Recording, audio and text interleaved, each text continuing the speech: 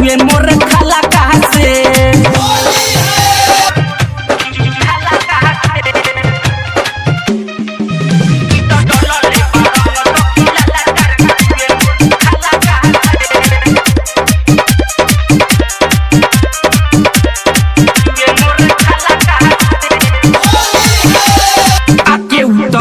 चोली गीला कोके रे एहिया के डोरी पूरा ढीला कोके रे आके तो गल चोली गीला कोके रे एहिया के डोरी पूरा ढीला कोके रे दिले बराबर पूरा भीतरी ले रंग डाली छाला कहाँ रे दिले बराबर पूरा भीतरी ले रंग डाली छाला कहाँ रे हाँ छाला कहाँ रे इ तो डलले बरंग सखी लाला का चुएला मोर खाला कहाँ से इ तो डलले बरंग सखी लाला का चुएला मोर खाला कहाँ से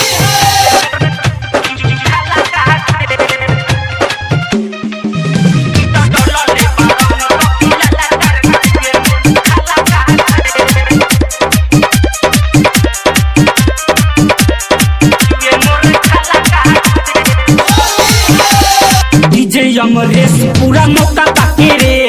डलले बघरावा के पिछाया के रे आशिकी अनिल पूरा मौका पाके रे डलले बघरावा के पिछाया के रे पहले उबी आई हम मुंह हमारे यार साला बहाना के पहले उबी आई हम मुंह हमारा यार साला बहाना के हाँ बहाना के इ तो डलले बरंग सखी लाला का रे चुए हमरा खाला